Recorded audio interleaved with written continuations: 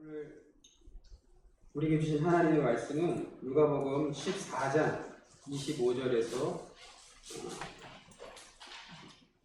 35절까지의 말씀입니다. 누가복음 14장 25절에서 35절까지 말씀, 신약성경 120페이지에 있습니다.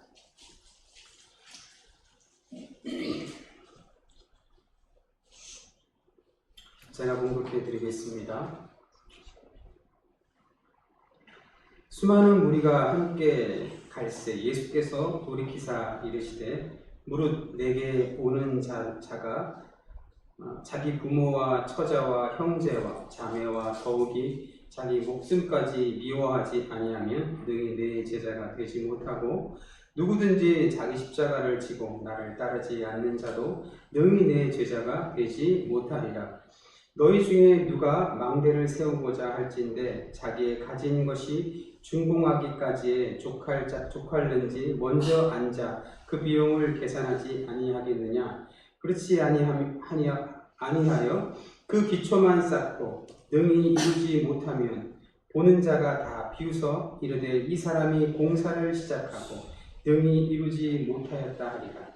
또 어떤 임금이 다른 임금과 싸우러 갈 때에 먼저 앉아 1만 명으로서 저 2만 명을 거느리고 오는 자를 대적할 수 있을까 헤아리지 아니하겠느냐? 만일 못할 터이면 그가 아직 멀리 있을 때에 사신을 보내어 화친을 청할지니라. 이와 같이 너희 중에 누구든지 자기의 모든 소유를 버리지 아니하면 능히 내 제자가 되지 못하리라. 소금이 좋은 것이나 소금도 만일 그 맛을 잃으면 무엇으로 짜게 하리요? 땅에도 거름에도 쓸데없어 내버리느니라. 들을 귀가 있는 자는 들을지어다 하시니라. 아멘. 기도하겠습니다. 우리의 연약함을 불쌍히 여기시는 하나님 아버지, 주님의 은혜를 잊어버린 채 세상에서의 성공만을 위해 분주했던 저희들의 마음을 십자가 밑에 내려놓습니다. 저희들은 지난 한 주간 동안 교회와 하나님의 나라를 위해 사용하라고 맡겨주신 물질과 시간과 능력을 오직 나만을 위해 남용하면서 살았습니다. 예배자의 영광과 특권을 주셨음에도 주의를 범하며 은혜의 자리를 지키지 못했습니다. 위기를 만났을 때도 기도하기보다는 사람과 환경에 매달려 믿음 없음을 드러냈습니다. 고난당하는 이웃을 향해서는 저들의 눈물과 고통과 부르짖는 소리를 외면한 채 냉정한 삶을 살았습니다. 하나님, 이 모든 죄와 허물을 고백하오니 용서해 주시옵소서. 이제부터는 하나님을 섬기는 성도다운 삶을 살도록 우리의 몸과 마음을 이끌어 주시옵소서. 하나님 아버지, 이 시간도 부족한 종을 세우셨습니다. 입술을 주장하여 주시고 온전한 하나님의 말씀 선포되는 복된 시간만 되게 하여 주옵소서. 감사합니다. 예수님의 이름으로 기도드립니다. 아멘. 할렐루야. 말씀이 기대가 되십니까? 말씀을 기대하고 또 사모하는 자에게 이 시간 하나님께서 크신 은혜를 베풀어 주실 줄 믿습니다. 오늘은 그리스도인의 정체성이라는 제목으로 여러분들과 하나님의 말씀을 나누어 보기를 원합니다. 제가 2주 전에 팀 켈러 목사님이라고 제가 아주 존경하는 목사님이신데 작년에 소천하셨습니다. 근데 그분이 2018년에 내한했을 때 했던 강의를 좀 보게 되었습니다. 3일 동안 했으니까 강의가 되게 많습니다.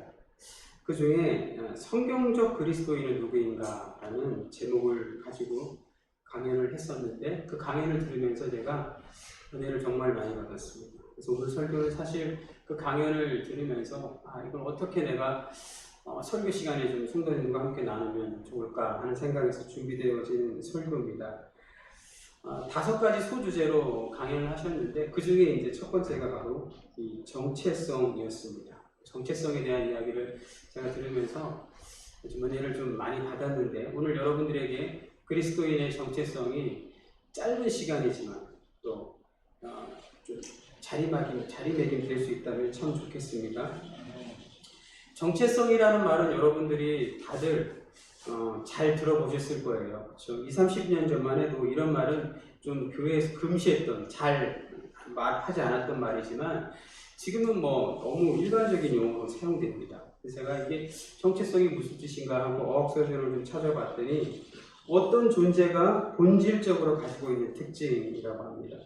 이렇게 얘기하니까 무슨 소리인지 도대체 알 수가 없어요. 네. 영어로는 이제 아이덴티티라고 하는데 이게 이제 아이덴티파이라고 하는 그 확인하다라는 뜻을 가지고 있는 동사에서 나온 말입니다. 벌써 이렇게 얘기하니까 몇 분은 또 뭐 하는 거야 그러시는 분들 계신 것 같은데 잘 들어보십시오. 네. 쉽게 설명드리면 이런 겁니다, 여러분. 성별의 정체성이 혼란스러운 사람들이 있습니다. 남자로 태어났지만 자기가 남자라는 걸 인식하지 못하는 거죠. 그래서 신체는 남자지만 자기가 여자라고 생각하는 그런 사람들이 있지 않습니까? 그러면 성의 그 정체성이 혼란스러운 거예요. 여자도 마찬가지입니다, 여러분. 여자, 신체의 몸은 여자인데 자신이 남자라고 생각하는 사람들이 있는 거예요. 이런 걸 이제 정체성이라고 얘기하는 겁니다.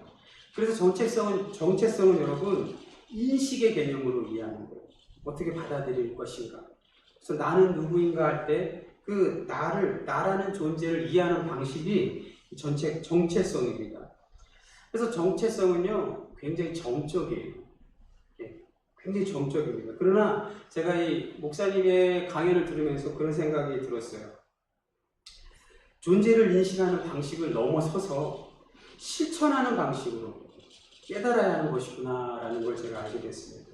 그래서 정체성은 굉장히 현실적이고 또 실천적인 용어다라는 것을 제가 깨닫게 되었습니다. 그러므로 그리스도인의 정체성도 그렇게 현실적이고 실천적인 방식으로 우리가 이해해야 된다라고 생각합니다. 오늘 본문의 말씀은 여러분 누가 예수님의 제자가 될 수 있는가에 대한 예수님의 대답입니다. 여러분 제자는 어떤 사람일까요? 제자는 어떤 사람입니까? 교회에는 세 부류의 사람이 있는 것 같습니다. 첫 번째는 교회에 나오는 사람이에요. 이런 사람들을 우리는 교인이라고 합니다. 또 두 번째는 예배 드리는 사람입니다.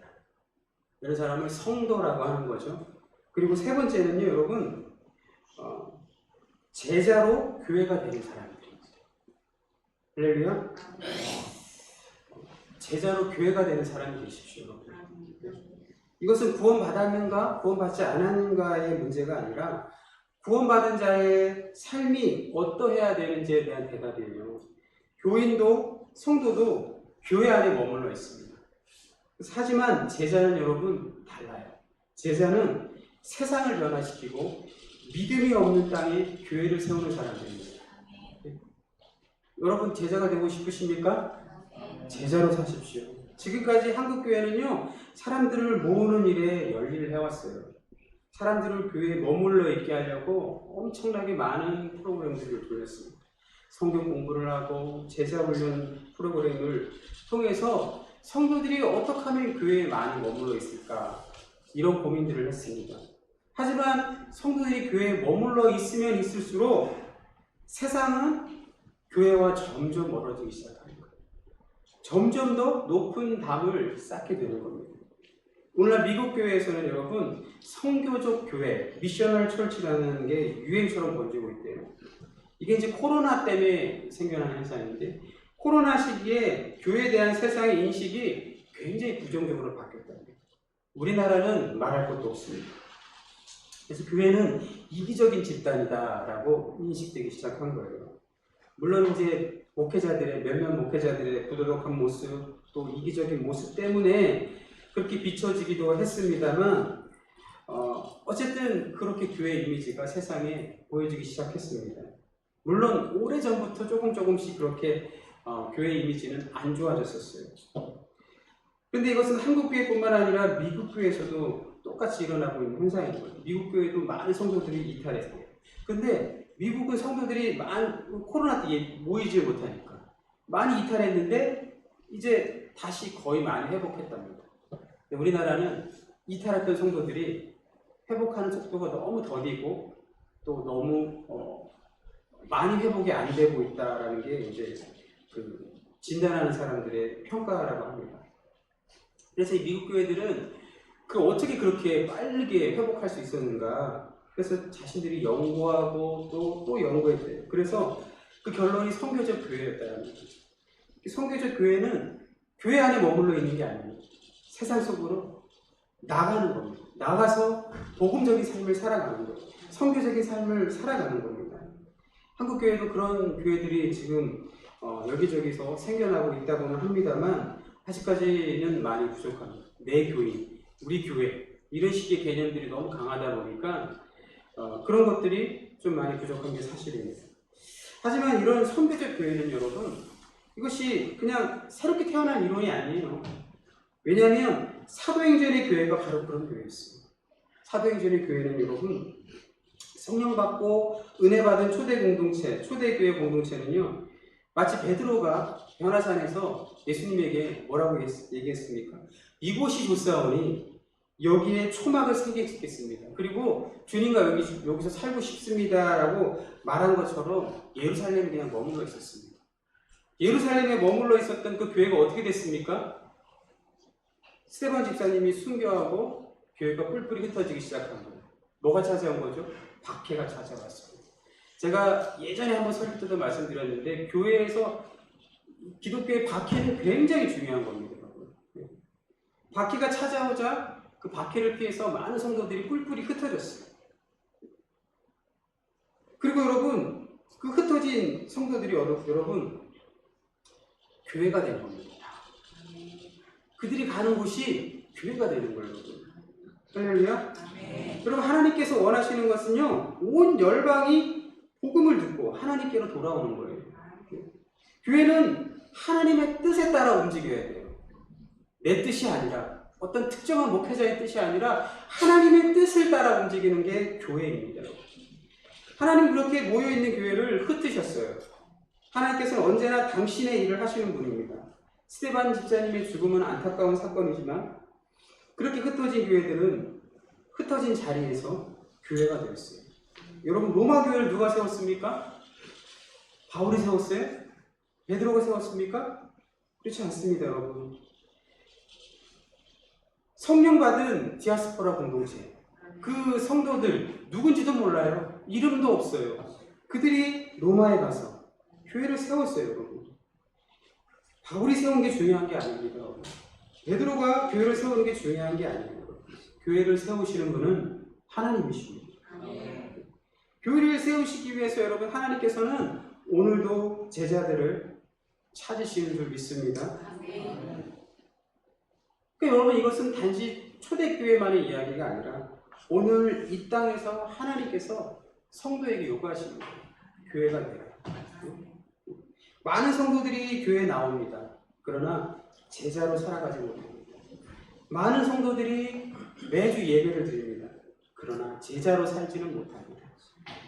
교회가 쇠락하고 힘들어지는 근본적인 이유는요 교회가 교회로 보이지 않기 때문입니다. 다시 말해서 여러분 성도가 성도답지 못하기 때문에 교회를 멸시합니다.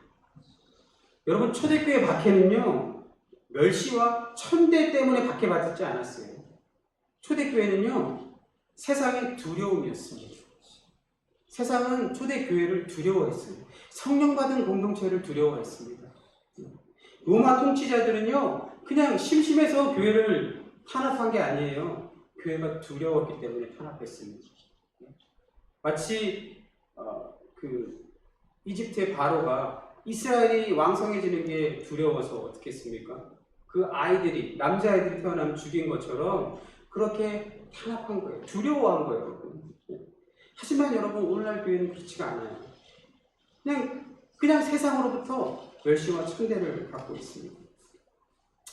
저는 우리가 오늘 이 세상의 교회가 세상의 두려움이 되었으면 좋겠습니다.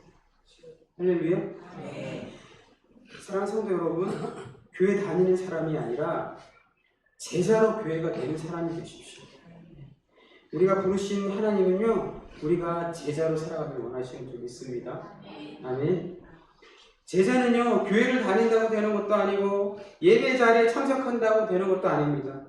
제자는 말씀을 듣고 그 말씀을 깨달아서 그 말씀에 합당한 삶을 살아갈 때 되는 거예요.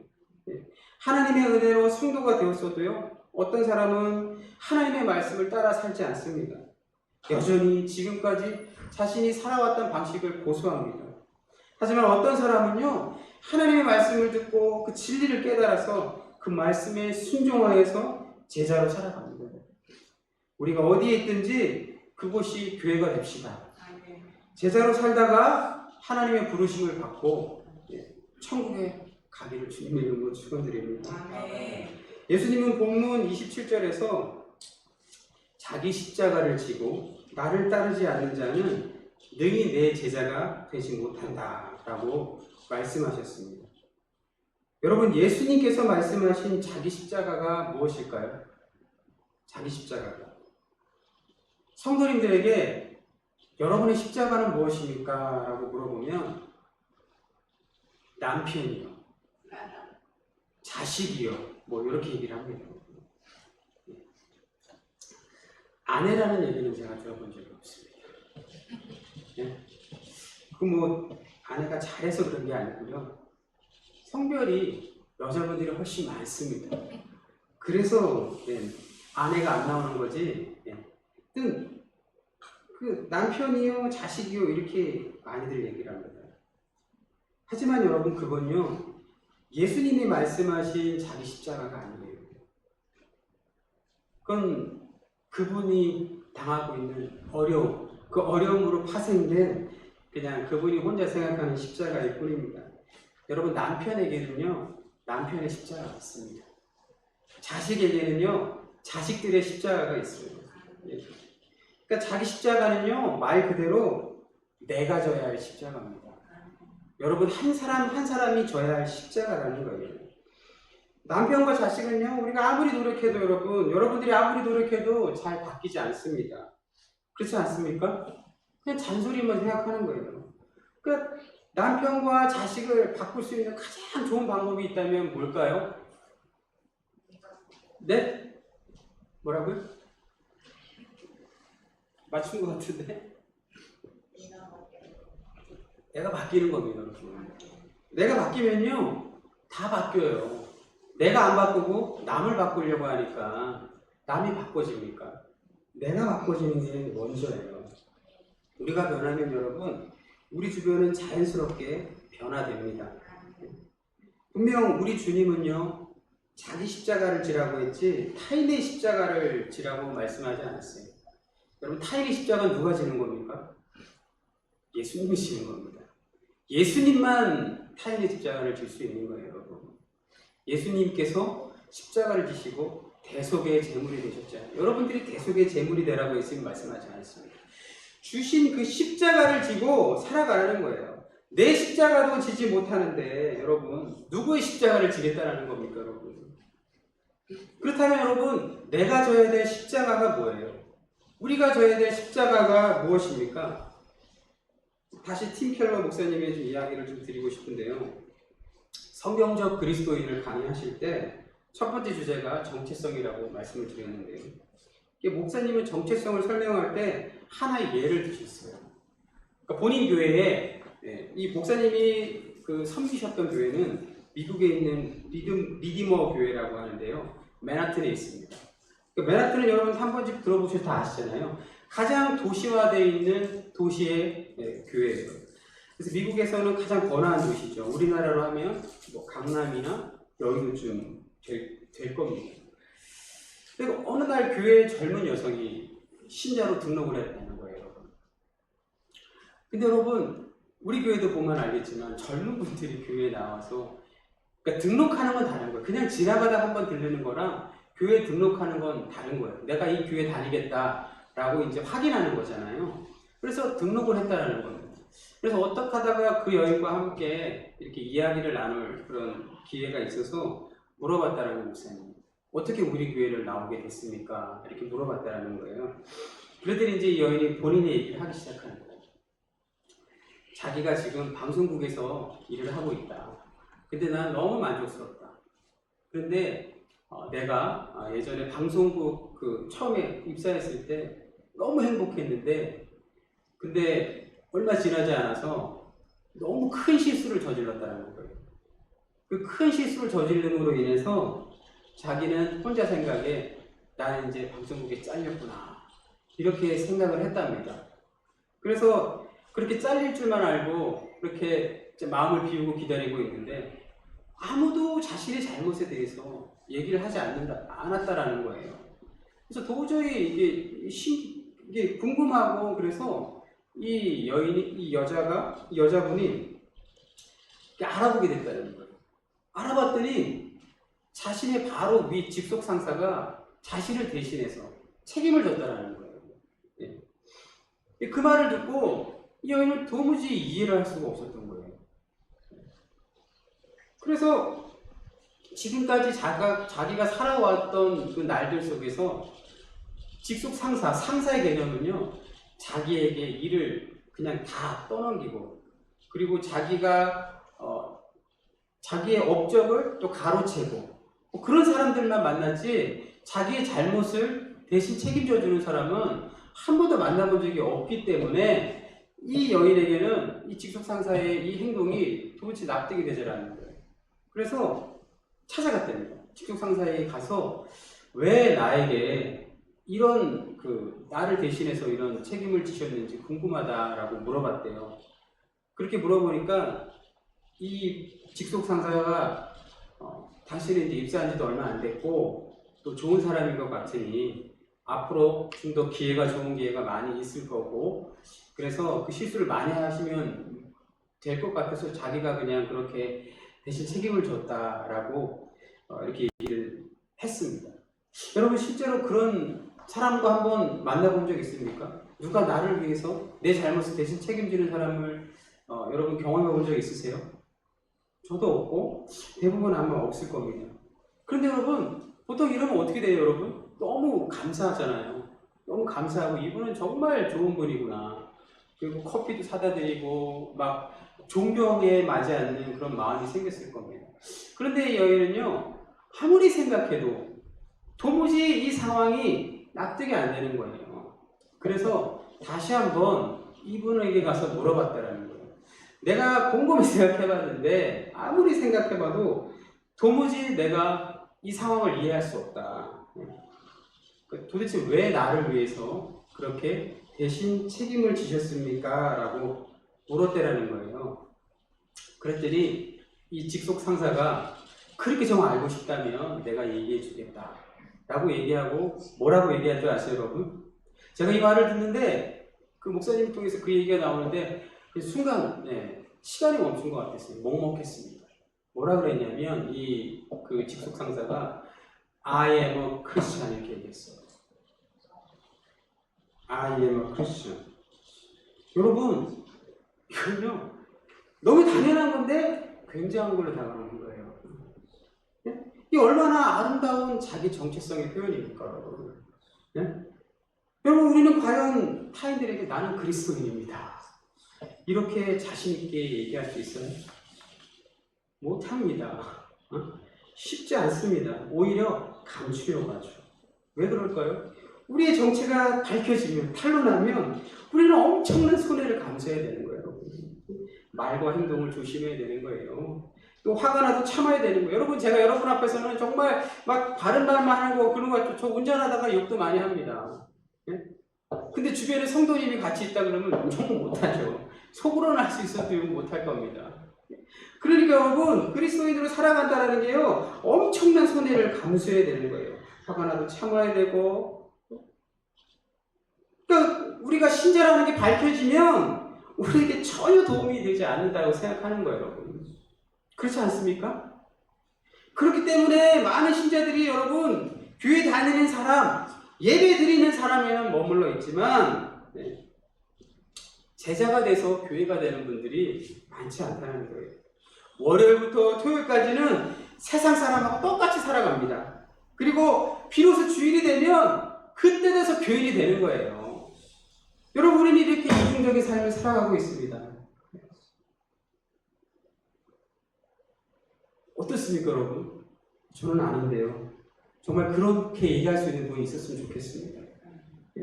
이 여인에게 여러분, 직속상사는요, 자신의 정체성을 밝히면서 이렇게 얘기했어요. 나를 구원하신 예수님께서 십자가에서 나를 대신해서 희생하셨습니다. 그래서 나도 내가 할 수 있는 십자가를 졌을 뿐입니다. 할렐루야? 이것이 여러분, 자기 십자가를 지고 살아가는 상도의 삶이에요. 그냥 뭐 남편이 나를 힘들게 하니까 그거 참고 꼭 인내하고, 또 자식이 나를 힘들게 하니까 그거 참고 꼭 인내하고 살아가는 게 아니라, 나를 위해서 희생하신 그 주님의 은혜와 그 사랑이 나에게 있기 때문에 내가 십자가를 지고 살아갑니다라고 이렇게 말하는 겁니다. 여러분, 우리는 이렇게 생각할지도 모릅니다. 세상 사람들은 그런 말을 좋아하지 않습니다. 그런 말은요, 이성적인 측면에서 균형을 상실한 말입니다. 그러나 저는 그렇다고 생각하지 않습니다. 모든 말은요, 적절한 타이밍이 중요합니다. 아무 때나 복음적인 메시지에 통하지는 않을 겁니다. 그러나 우리가 복음적인 삶, 선교적인 삶을 살아간다면요, 분명 복음적인 메시지는 통합니다. 성도 여러분, 직속 상사에게 크리스찬이라는 말을 들었던 이 여인은 뭐라고 했을까요? 뭐라고 했을 것 같습니까? 맞춰보십시오, 여러분. 당신이 다니는 교회가 어디입니까? 그렇게 여러분, 그녀는 그 리디머 교회에 출석하기 시작한 거예요. 등록을 한 겁니다. 이게 바로 선교적 교회입니다, 여러분. 진정한 전도는요, 우리가 세상에서 교회가 되었을 때 진정한 전도가 일어나는 거예요. 교회가 된다는 것은 여러분, 예배를 드리는 것에 머물러 있지 않습니다. 성경 공부를 해서 기독교의 진리를 아는 것에 머물러 있지 않습니다. 교회는 예수님께서 말씀하신 자기 십자가를 지고 살아가는 사람들을 위해서 세워지는 거예요, 여러분. 교회는 십자가 위에 세워지는 겁니다. 교회는 심벌이 아닙니다, 여러분. 교회는 십자가는 삶이고 우리의 정체성입니다. 우리 주님은 여러분, 누구를 위해 대신 십자가를 대신 짊어지라고 말씀하지 않으십니다. 그죠? 우리에게 주어진 그 십자가, 그 십자가를 지라고 말씀하십니다. 이렇게 말하면 성도님들은요, 누군가를 위해서 희생하고 봉사하는 것으로 착각합니다. 희생과 봉사도 뚜렷한 철학이 있어야 되는 거예요. 희생과 봉사를 통해서 자기를 증명하려고 하면 그건 십자가의 삶이 아닌 거예요. 앞서 직속 상사의 고백처럼 하나님께 받은 은혜와 축복이 우리 삶의 기준이 되어야 하는 거예요. 우리가 십자가의 사랑을 받았기 때문에 그 사랑을 나누어야 되는 거예요, 여러분. 그것이 성경이 말하는, 또 우리 주님이 우리에게 요구하시는 희생과 봉사고, 그것이 진정한 성경적인 사랑이라는 거예요, 여러분. 마태복음 5장 13절에서 우리 주님은 이렇게 말씀하십니다. 너희는 세상의 소금이니 소금이 만일 그 맛을 잃으면 무엇으로 짜게 하려? 후에는 아무 쓸데없어 다만 밖에 버려져 사람에게 밟힐 뿐이니라. 또 오늘 본문 34절에서 예수님은 말씀의 결론을 이렇게 맺었어요. 소금은 좋은 것이나 소금도 만일 그 맛을 잃으면 무엇으로 짜게 하려? 여러분, 소금이 어떤 음식입니까? 어떻게 음식을 짜게 하는 겁니까? 음식에 녹아야 하는 거죠. 소금이 그냥 난 소금이요 라고만 얘기하면 아무런 맛을 내지 못합니다. 자기를 포기하고 자기 성질을 포기하고 내려놓아야 되는 거죠. 자기를 녹여야지만 그 맛을 낼 수 있는 겁니다. 마치 이것은 한 알의 밀알의 비유와 같은 거예요. 한 알의 밀알이 땅에 떨어져서 썩어야 열매를 맺는 거예요. 그리스도의 정체성은 여러분, 이렇게 세상에 녹는 겁니다. 왜 녹지 않으면 아무런 맛도 내지 않고 아무런 향기도 낼 수 없습니다. 성도로 사는 것은요, 참 복된 일입니다. 그렇죠? 그러나 어렵습니다. 저는 때때로 이런 생각을 합니다. 하나님은 참 야박한 분이시다. 아브라함을 여러분 시험하실 때 100세 낳은 아들이지 않습니까? 눈에 넣어도 아프지 않은 귀하디 귀한 아들인데 하나님께서 그 아들을 제물로 바치라고 합니다. 그것도 여러분 첫 번째 아들 이스마엘을 어떻게 했습니까? 미리 쫓아내버렸어요. 쫓아낸 다음에 그 다음에 네 아들을 하나밖에 없는 네 아들을 나에게 바치라 라고 얘기하는 거예요. 아브라함 편에서는 여러분 너무나 잔인한 거 아닐까요? 여러분 감당할 수 있으십니까? 그러나 아브라함은 여러분 그 어려운 요구에 순종합니다. 어떻게 그럴 수 있어요? 어떻게? 하나님의 사랑이 그만큼 크고 소중하기 때문에 그런 거예요. 오늘 본문 26절에서도요. 예수님이 이렇게 말씀하십니다. 무릇 내게 오는 자가 자기 부모와 처자와 형제와 자매와 더욱이 자기 목숨까지 미워하지 아니하면 능히 내 제자가 되지 못한다. 여러분 가끔씩요 우리는요 내가 감당할 수 없는 말씀을 들을 때요 어떻게 하면 그냥 포기해버립니다.